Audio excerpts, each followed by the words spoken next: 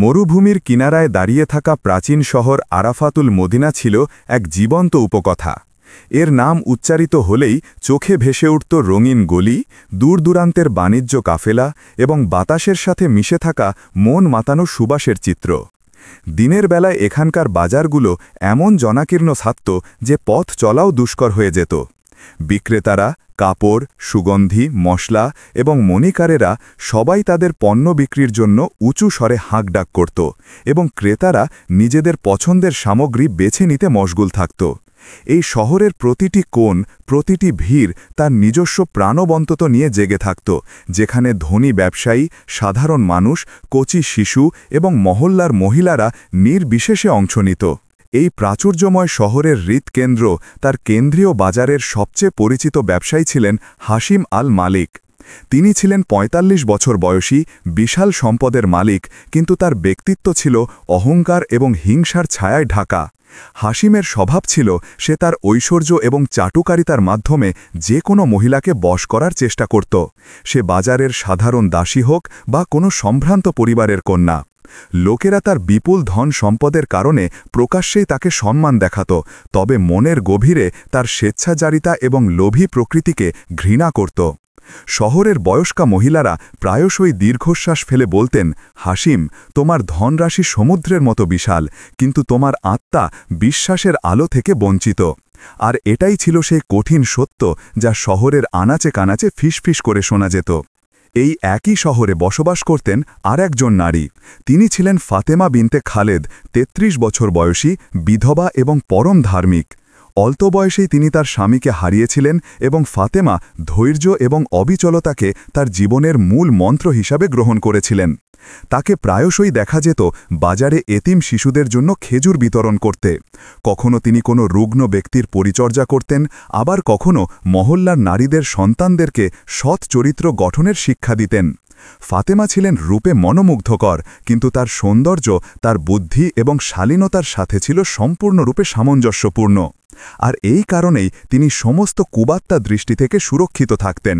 তার চরিত্রে ছিল এক অদ্ভুত প্রশান্তি এবং মর্যাদা যা শহরের অধিবাসীদের বিস্মিত করে দিত। মহল্লার মহিলারা তাকে দেখলেই সাধারণত বলতেন, ফাতেমা বোন, তোমার সৎ কাজই তোমার আসল সৌন্দর্য, আল্লাহ তোমাকে এর জন্য পুরস্কার দেবেন। একদিন আরাফাতুল মদিনার বাজারে একটি নতুন কাফেলা প্রবেশ করল, যা বাজারে এক নতুন উন্মাদনা ও শোরগোল নিয়ে এলো। হাশিম তার বৃহৎ তাঁবুর ভেতরে বসা ছিল যখন হঠাৎ তার দৃষ্টি পড়ল ফাতেমা বিনতে খালেদের ওপর, যিনি গরিব শিশুদের মধ্যে খেজুর বিতরণ করছিলেন। তার মুখমণ্ডলে যে জ্যোতি এবং মর্যাদা ছিল তা হাশিমের মনকে ভীষণভাবে চঞ্চল করে তুলল। সে দ্রুত তার একজন বিশ্বস্ত গোলামকে ডেকে আদেশ করল, যাও, এই মহিলা সম্পর্কে সমস্ত তথ্য সংগ্রহ করো। সে কার সাথে বসবাস করে, সে কোন বাড়িতে যায়, এবং সবচেয়ে গুরুত্বপূর্ণ, তাকে কি আমার তাঁবুতে ডেকে আনার বা খরিদ করার কোনো সম্ভাবনা আছে? গোলামটি সাথে সাথে মাথা ঝুঁকিয়ে সেই হুকুম তামিল করতে বেরিয়ে গেল। শহরের লোকেরা হাশিমের চারিত্রিক অভ্যাস সম্পর্কে ভালোভাবে অবগত ছিল। বয়োবৃদ্ধ পুরুষ ও নারীরা তাকে বারবার উপদেশ দিতেন, ওহে হাশিম, সব মহিলাকে তোমার হিংসার শিকার বানিও না, আল্লাহকে ভয় করো। কিন্তু হাশিম হেসে উত্তর দিত, আমার সম্পদ আমার জন্য যথেষ্ট, এই ধর্মীয় উপদেশগুলো আমার কোনো কাজে আসে না। সেই দিন সন্ধ্যায় ফাতিমা একজন বিধবা নারীর ঘরে জল ভরে দিলেন এবং শিশুদের পোশাক ধুয়ে দিলেন। মহল্লার মহিলারা তার কাছে আসত এবং তার গুণের প্রশংসা করত। কিন্তু হাশিমের চোখে ফাতিমার মুখচ্ছবি স্থায়ীভাবে গেঁথে গিয়েছিল। সে মনে মনে গভীর চিন্তা করল, এই নারী সাধারণ নন, তার মধ্যে এমন এক আকর্ষণ আছে যা আমাকে তার দিকে টানছে। কিভাবে আমি আমার সম্পদ এবং প্রভাবের জোরে তাকে আমার নিয়ন্ত্রণে আনতে পারি? এই মুহূর্ত থেকেই গল্পের আসল দ্বন্দ্ব সুস্পষ্ট হয়ে উঠল। একদিকে ছিল অহংকার এবং লালসার দাস ব্যবসায়ী, আর অন্যদিকে অবিচল, ধর্মপ্রাণ এবং দৃঢ় প্রতিজ্ঞা নারী। অহংকার বনাম অবিচলতা। আরাফাতুল মদিনার সেই গ্রীষ্মের সন্ধ্যায় বাজারের কোলাহল ধীরে ধীরে স্তিমিত হয়ে আসছিল। তবে হাশিম আল লালিকের হৃদয়ে যে অস্থিরতা এবং লোভের আগুন জ্বলছিল তা সন্ধ্যার নিস্তব্ধতায় আরও বেশি স্পষ্ট হয়ে উঠল। হাশিম তার বিশাল প্রাসাদে বসেছিল। বড় কক্ষের মৃদু আলোর মাঝে সে নিজের সঙ্গেই কথা বলছিল। সময় এসে গেছে ফাতিমা বিনতে খালেদকে পর্যবেক্ষণ করার এবং তার পরীক্ষা নেওয়ার। এই নারী তার সৎ কাজ নিয়ে গর্ব করে, কিন্তু আমি আমার বিপুল ধন রাশি এবং চালাকি দিয়ে তাকে মাথা নোয়াতে বাধ্য করব। তার হৃদয়ের স্পন্দন দ্রুত হল এবং অহংকারের সাথে সাথে ভেতরে এক অদ্ভুত অস্থিরতা তাকে ঘিরে ধরল।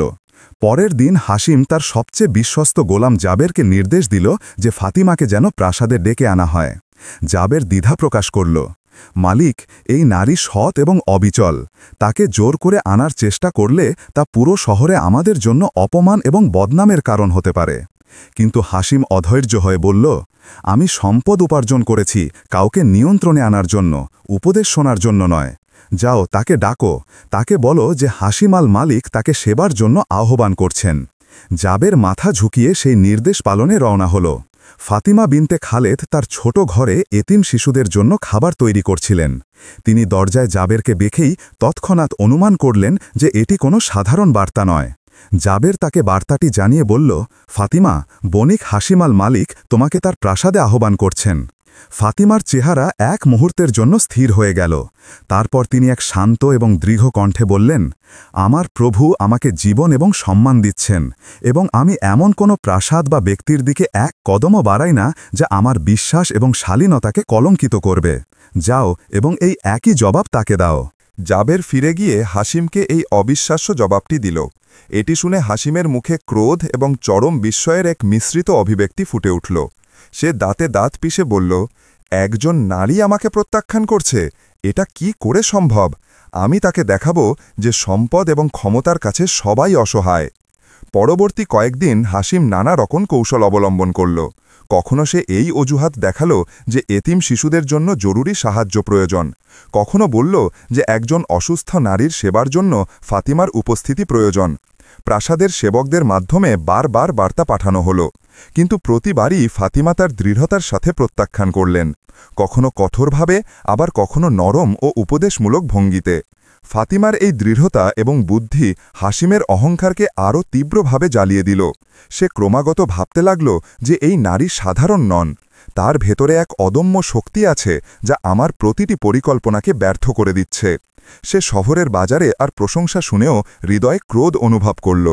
কিছু লোক বলাবলি করছিল, ফাতিমা বিনতে খালেদ সৎ কাজ ও শালীনতার প্রতীক, এবং হাসিমের সমস্ত সম্পদ থাকা সত্ত্বেও তিনি মাথা নত করেননি। এতে হাসিমের অহংকারে গভীর আঘাত লাগল এবং সে আরও বেশি অস্থির ও বিপজ্জনক হয়ে উঠল। কয়েকদিন পর হাসিম একটি বিরাট অনুষ্ঠানের আয়োজন করার পরিকল্পনা করল। আলোকসজ্জা, গান বাজনার মহিলা, বাদ্যযন্ত্রের সুর এবং মদের পাত্র প্রস্তুত করা হলো। তার উদ্দেশ্য ছিল ফাতিমাকে দেখানো যে দুনিয়ার বিশাল সম্পদ এবং সুখ কার অধীনে আছে। হয়তো এর ফলে তার জেদ ভেঙে যাবে। কিন্তু যখনই বার্তা ফাতিমার কাছে পৌঁছালো, তিনি তৎক্ষণাৎ জবাব দিলেন, যে পা প্রভুর পথে চলে তা কোনো অনুষ্ঠান, সম্পদ বা অহংকারের জন্য কখনো মাথা নয় না। তার এই প্রত্যাখ্যান হাসিমের ভেতরের আগুনকে আরও জ্বালিয়ে দিল। তবে একই সময়ে এক অদ্ভুত বেদনা তাকে ঘিরে ধরল, যেন এক নীরব আওয়াজ বলছিল যে এই নারী তোমার অহংকার ও লোভের পরীক্ষা নিচ্ছেন, তাকে জোর করে ভেঙে দিও না। কিন্তু অহংকার শেষ পর্যন্ত প্রবল হল এবং সে মনে মনে সিদ্ধান্ত নিল যে অবশেষে সেই সুযোগ আসবে এবং সে ফাতিমাকে নুইয়ে দেবে। অন্যদিকে ফাতিমা বিনতে খালেদ বাজার থেকে বাড়ি ফেরার সময় কিছু এতিম শিশুকে খেজুর দিলেন, তাদের সাথে খেললেন এবং এক মুহূর্তের জন্য নিজের ছোটখাটো ভুলের ওপর গভীরভাবে চিন্তা করলেন যে কখনো তিনি তাড়াহুড়োয় কোনো শিশুর সাথে কঠোরতার সাথে কথা বলেছেন কিনা, বা কোনো সেবকের অবজ্ঞার সময় তার রাগ কিছুটা অনিয়ন্ত্রিত হয়েছিল কিনা। এই মানবিক দুর্বলতাগুলি তাকে আরও শক্তিশালী এবং সতর্ক করে তুলছিল, আর ঠিক এই জিনিসটাই হাসিমের জন্য এক কঠিন পরীক্ষায় পরিণত হচ্ছিল। আরাফাতুল মদিনার গলিগুলিতে সন্ধ্যার আলো ম্লান হয়ে আসছিল এবং শহরের লোকেরা নিজ নিজ আবাসের দিকে গমন করছিল। হাসিম আল মালিক এখন পূর্বের চেয়েও বেশি অস্থির ছিল, কারণ তার প্রতিটি প্রচেষ্টা ব্যর্থ হয়েছে এবং ফাতিমার শালীনতা ও বুদ্ধি তার ক্ষমতাকে যেন ছিনিয়ে নিয়েছিল। এইবার সে এক বিপজ্জনক এবং চালাক পরিকল্পনা তৈরি করল। সে ফাতিমাকে সরাসরি জোর করে তার প্রাসাদে নিয়ে যাওয়ার বদলে শহরের কোলাহলের মধ্যে একটি ছোটখাটো জিনিস কেনার অজুহাত সৃষ্টি করবে, যাতে সে নিজে গিয়ে তার মনোযোগ আকর্ষণ করতে পারে। হাসিম তার ঘনিষ্ঠ গোলাম জাবেরকে নির্দেশ দিল, ফাতিমা বাজারে কিছু জিনিসপত্র কিনছে। তুমি তার গতিবিধি লক্ষ্য করো এবং সুযোগ পেলেই তাকে মহল্লার গলি থেকে সরিয়ে আমার কাছাকাছি নিয়ে এসো। জাবের দ্বিধাগ্রস্ত হল, কারণ সে ভালোভাবেই জানত যে এই পদক্ষেপ বিপজ্জনক হতে পারে, কিন্তু হাসিমের ক্রোধ এবং ক্ষমতার সামনে কোনো আপত্তি করার সাহস কারো ছিল না। ফাতিমা বাজারে ছিলেন, তিনি তার দৈনন্দিন কিছু সামগ্রী কিনছিলেন, তবে তার মনে এক ধরনের উদ্বেগ এবং অস্থিরতাও ছিল, কারণ তিনি অনুভব করছিলেন যে কেউ তাকে আড়াল থেকে পর্যবেক্ষণ করছে। হাসিম তার সওয়ারির উপর আরোহণ করে বাজারের কিনারায় পৌঁছাল এবং এক চোখের ইশারায় জাবেরকে ইঙ্গিত দিল। জাবের দ্রুত ফাতিমার সামনে এসে বলল যে হাসিম তাকে একটি বিশেষ জিনিস দেখানোর জন্য ডেকেছেন এবং রাস্তাটা সামান্য ঘুরিয়ে নিয়ে যাওয়ার চেষ্টা করল। ফাতিমা তৎক্ষণাৎ অস্বীকার করলেন এবং বললেন, আমি কোনো পুরুষের প্রলোভনের শিকার হব না, আমার কাজ শেষ এবং আমি এখন আমার ঘরে ফিরে যাচ্ছি। কিন্তু হাসিমের অহংকার এবং হিংসা তার জবাবে আরও তীব্রভাবে জ্বলে উঠল।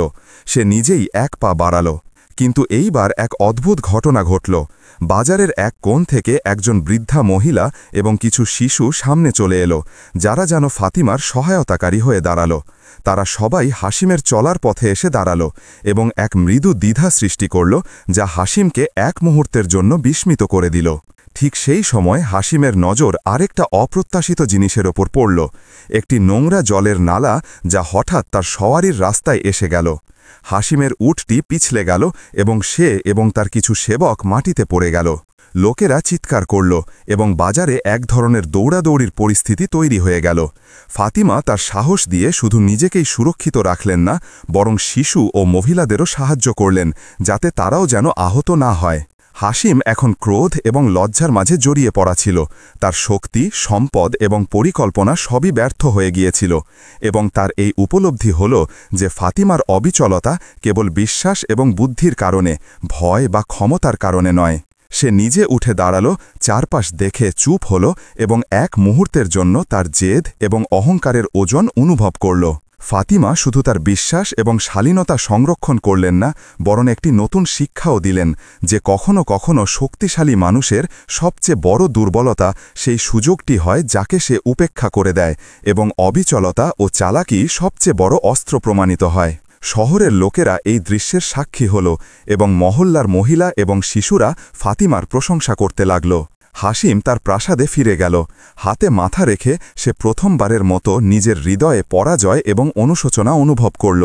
সে বুঝতে পারল যে কেবল শক্তি, সম্পদ এবং জেদ দিয়ে কিছু অর্জন হয় না, বরং বুদ্ধি, শালীনতা এবং অবিচলতার কাছে প্রতিটি মানুষ অক্ষম থাকে। সে নিজে উঠে দাঁড়াল, চারপাশ দেখে চুপ হল এবং এক মুহূর্তের জন্য তার জেদ এবং অহংকারের ওজন অনুভব করল। সে বুঝতে পারল যে কেবল শক্তি, সম্পদ এবং জেদ দিয়ে কিছু অর্জন হয় না, বরং বুদ্ধি, শালীনতা এবং অবিচলতার কাছে প্রতিটি মানুষ অক্ষম থাকে। আরাফাতুল মদিনা শহরের বাতাসে ভোরের আলো চারদিকে নীরবতা এবং শান্ত পরিবেশ ছড়িয়ে দিল। বাজারের কোলাহল তখনও শুরু হয়নি এবং লোকেরা আগের দিনের ঘটনাগুলির প্রভাব নিয়ে তখনও বিস্মিত ছিল।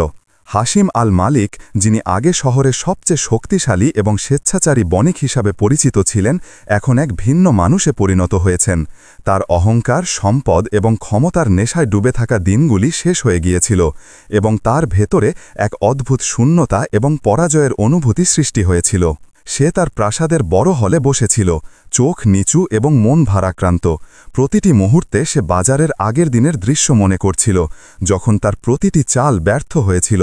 তার উট পিছলে গেল, সেবকরা এদিক ওদিক ছড়িয়ে পড়ল, এবং ফাতিমার শালীনতা ও অবিচলতা তাকে প্রতিটি দিক থেকে পরাজিত করল। সেই সময় তার এই উপলব্ধি হল যে দুনিয়ার শক্তি এবং সম্পদ মানুষকে সব কিছু দিতে পারে না, এবং সবচেয়ে বড় শক্তি বুদ্ধি, ধৈর্য এবং সৎ কাজের মধ্যে লুকিয়ে থাকে, যা ফাতিমা প্রদর্শন করেছিলেন। শহরের লোকেরা এই দৃশ্যের সাক্ষী হল এবং মহল্লার মহিলা এবং শিশুরা ফাতিমার প্রশংসা করতে লাগল। হাসিম তার প্রাসাদে ফিরে গেল। হাতে মাথা রেখে সে প্রথমবারের মতো নিজের হৃদয়ে পরাজয় এবং অনুশোচনা অনুভব করল। সে বুঝতে পারল যে কেবল শক্তি, সম্পদ এবং জেদ দিয়ে কিছু অর্জন হয় না, বরং বুদ্ধি, শালীনতা এবং অবিচলতার কাছে প্রতিটি মানুষ অক্ষম থাকে। আরাফাতুল মদিনা শহরের বাতাসে ভোরের আলো চারদিকে নীরবতা এবং শান্ত পরিবেশ ছড়িয়ে দিল। বাজারের কোলাহল তখনও শুরু হয়নি এবং লোকেরা আগের দিনের ঘটনাগুলির প্রভাব নিয়ে তখনও বিস্মিত ছিল। হাশিম আল মালিক, যিনি আগে শহরে সবচেয়ে শক্তিশালী এবং স্বেচ্ছাচারী বণিক হিসাবে পরিচিত ছিলেন, এখন এক ভিন্ন মানুষে পরিণত হয়েছেন। তার অহংকার, সম্পদ এবং ক্ষমতার নেশায় ডুবে থাকা দিনগুলি শেষ হয়ে গিয়েছিল এবং তার ভেতরে এক অদ্ভুত শূন্যতা এবং পরাজয়ের অনুভূতি সৃষ্টি হয়েছিল। সে তার প্রাসাদের বড় হলে বসেছিল, চোখ নিচু এবং মন ভারাক্রান্ত। প্রতিটি মুহূর্তে সে বাজারের আগের দিনের দৃশ্য মনে করছিল, যখন তার প্রতিটি চাল ব্যর্থ হয়েছিল। তার উট পিছলে গেল, সেবকরা এদিক ওদিক ছড়িয়ে পড়ল এবং ফাতিমার শালীনতা ও অবিচলতা তাকে প্রতিটি দিক থেকে পরাজিত করল। সেই সময় তার এই উপলব্ধি হল যে দুনিয়ার শক্তি এবং সম্পদ মানুষকে সবকিছু দিতে পারে না এবং সবচেয়ে বড় শক্তি বুদ্ধি, ধৈর্য এবং সৎ কাজের মধ্যে লুকিয়ে থাকে, যা ফাতিমা প্রদর্শন করেছিলেন। শহরের লোকেরা এই দৃশ্যের সাক্ষী হল এবং মহল্লার মহিলা এবং শিশুরা ফাতিমার প্রশংসা করতে লাগল। হাশিম তার প্রাসাদে ফিরে গেল। হাতে মাথা রেখে সে প্রথমবারের মতো নিজের হৃদয়ে পরাজয় এবং অনুশোচনা অনুভব করল। সে বুঝতে পারল যে কেবল শক্তি, সম্পদ এবং জেদ দিয়ে কিছু অর্জন হয় না, বরং বুদ্ধি, শালীনতা এবং অবিচলতার কাছে প্রতিটি মানুষ অক্ষম থাকে। ওদিকে হাশিমের জীবনেও পরিবর্তন ধীরে ধীরে প্রকাশ পাচ্ছিল। সে তার প্রাসাদে একা বসে পেছনে ফিরে তার কাজগুলি এবং লোকদের সাথে করা আচরণের বিশ্লেষণ করছিল। প্রতিটি মুহূর্তে তার উপলব্ধি হচ্ছিল যে ক্ষমতার নেশায় মানুষ প্রায়শই ভুল করে বসে এবং কেবল বুদ্ধি ও শালীনতার শক্তি তাকে সঠিক পথ দেখাতে পারে। সে ভাবতে লাগল যে ফাতিমা তাকে কেবল অপমান করেননি, বরং একটি শিক্ষাও দিয়েছেন যে কোনো মানুষ যতই ক্ষমতাশালী হোক না কেন, যখন সে অন্যের সম্মান ও অধিকারকে পদদলিত করে, তখন অবশেষে নিজেই অনুশোচনা করে। কিছুদিন পর হাশিম সিদ্ধান্ত নিল যে সে তার জীবনে আসল পরিবর্তন আনবে। সে তার সম্পদের একটি বড় অংশ গরিব ও এতিমদের মধ্যে বিতরণ করল, যাতে সে তাদের সাহায্য করতে পারে যাদের সমাজে সবচেয়ে বেশি প্রয়োজন ছিল। সে তার প্রাসাদের অনুষ্ঠান ও মদের আসর শেষ করে দিল এবং সেবক ও সঙ্গীদের নির্দেশ দিল যে সে এখন কোনো অযথা বা অপবিত্র কাজে অংশ নেবে না। হাশিম নিজে মসজিদে গিয়ে লোকদের সাথে খাবার বিতরণ করা শুরু করল, মুসাফির ও অভাবীদের সাহায্য করতে লাগল এবং প্রতিটি কাজের মাধ্যমে তার পাপের প্রায়শ্চিত্ত করার চেষ্টা করল। এই পরিবর্তন না শুধু শহরের লোকদেরই বিস্মিত করছিল, বরং হাশিমের ভেতরেও এক শান্তি ও স্বস্তি সৃষ্টি করছিল, যা আগে কখনো অনুভূত হয়নি। ফাতিমার জীবনেও পরিবর্তন আসা শুরু হয়ে গেল। শহরের লোকেরা তাকে শ্রদ্ধা ও ভক্তির দৃষ্টিতে দেখতে লাগল এবং মহল্লার মহিলা ও শিশুরা তার কাছে এসে শিখত এবং নির্দেশনা লাভ করত। ফাতিমার প্রতিটি কর্ম, তার শিশুদের খাওয়ানো হোক, মহিলাদের পরামর্শ দেয়া হোক বা মহল্লার কাজে সাহায্য করা, সবার জন্য এক উদাহরণ হয়ে গেল। তিনি তার ভুল ও ফিতনা সত্ত্বেও তার অবিচলতা ও বুদ্ধির মাধ্যমে না শুধু নিজের সম্মান বাঁচালেন, বরং শহরের লোকদের মনে শ্রদ্ধা জাগালেন। হাশিম এবং ফাতিমার একদিন অকস্মাৎ সাক্ষাৎ হল, যখন ফাতিমা শহরের এক মহল্লায় গরিব পরিবারকে সাহায্য করছিলেন।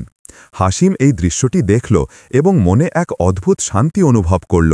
সে ফাতিমার কাছে গেল, হাত জোর করে এবং লজ্জার সাথে বলল, ফাতিমা, আমি আমার জীবনে অনেক ভুল করেছি।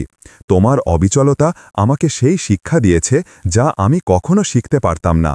আমি আমার শক্তি ও সম্পদের কারণে অন্যের অধিকার পদদলিত করতে থাকলাম, কিন্তু এখন আমি বুঝেছি যে আসল সম্মান ও শক্তি বুদ্ধি, শালীনতা ও মানবতায় আছে। ফাতিমা নম্রতার সাথে তার দিকে তাকালেন এবং বললেন, হাশিম, তুমি তোমার ভুলের উপলব্ধি করেছ এবং এখন তোমার নিজের কাজগুলো সংশোধন করার সুযোগ মিলেছে। প্রতিতে মানুষ থেকে ভুল হয়, কিন্তু যে সত্যিকারে মন থেকে তার ভুলগুলো শুধরানোর চেষ্টা করে, আল্লাহ তাকে ক্ষমাও করতে পারেন এবং সংশোধনের পথও দেখাতে পারেন। এই সাক্ষাতের পর হাশিম তার জীবনে সম্পূর্ণ পরিবর্তন আনার অঙ্গীকার করল। সে না শুধু শহরের লোকদের সাহায্য করা শুরু করল, বরং তার ভুলগুলির প্রায়শ্চিত্ত করার জন্য সব রকম চেষ্টা করল। মহল্লার লোক বিস্মিত ও খুশি ছিল যে সেই ব্যক্তি যে আগে অহংকার, হিংসা ও ক্ষমতার নেশায় ডুবেছিল, এখন মানুষের সহায়ক ও শুভাকাঙ্ক্ষী হয়ে উঠেছে। ফাতিমাও তার জীবনে সেই শান্তি অনুভব করলেন, যা কেবল মানুষের বিশ্বাস, বুদ্ধি ও ধৈর্যের কারণে অর্জিত হয়। তার সন্তানদের প্রশিক্ষণ এবং মহিলাদের মহল্লার মহিলাদের সাথে পথ নির্দেশনা তাকে এমন শক্তি দিতে থাকল যা হাসিমের জীবনেও আলো ফেলল। শহরের লোক সবসময় এই উদাহরণটিকে মনে রাখত যে যদিও কেউ শুরুতে ভুল পথে থাকে, কিন্তু অবিচলতা, শালীনতা ও বুদ্ধির সাথে জীবনযাপন করলে না শুধু নিজের সংশোধন সম্ভব হয়, বরং অন্যের জীবনের ওপরেও ইতিবাচক প্রভাব পড়ে। এভাবেই আরাফাত উল মদিনা শহরে একটি শিক্ষামূলক উপকথা শেষ হল। হাশিম আল মালিক, যে আগে অহংকার ও সম্পদের দাস ছিল, এখন বুদ্ধি, সৎকাজ ও মানবতার পথে চলতে লাগল। আর ফাতিমা, যে তার অবিচলতা ও বুদ্ধির কারণে সবার হৃদয়ে এক উদাহরণ হয়ে গেল, তার সাধারণ ও দৃঢ় জীবনের সাথে শহরের মানুষের জন্য পথপ্রদর্শক প্রমাণিত হল। শহরের লোক আজও এই কাহিনীকে মনে করে যে শক্তি ও সম্পদ সবকিছু দেয় না, কিন্তু বুদ্ধি, ধৈর্য ও অবিচলতা মানুষকে প্রকৃত সম্মান ও শান্তি প্রদান করে। আর এই শিক্ষাই আরাফাত উল মদিনার বাতাসে প্রতিটি সময়ের জন্য অনুরণিত হতে থাকল, যে মানুষ শুরুতে যতই পথভ্রষ্ট হোক না কেন, যদি তার মধ্যে বোধ, বুদ্ধি ও অবিচলতা থাকে, তো তার ভাগ্য বদলে যেতে পারে। এখানেই আমাদের আজকের গল্প শেষ হল। যদি আপনি এই গল্পটি উপভোগ করে থাকেন এবং এটি থেকে উপকৃত হয়ে থাকেন, তবে অনুগ্রহ করে এই ভিডিওতে একটি লাইক ও আমাদের সুরাইয়া ভয়েস চ্যানেলটিকে সাবস্ক্রাইব করে সমর্থন করতে ভুলবেন না, যাতে আপনি আরও অর্থপূর্ণ এবং উপভোগ্য গল্প পেতে পারেন। আপনাদের দেখার জন্য ধন্যবাদ এবং আমরা আশা করি পরের গল্পে আপনাদের সাথে আবার দেখা হবে ইনশাআল্লাহ।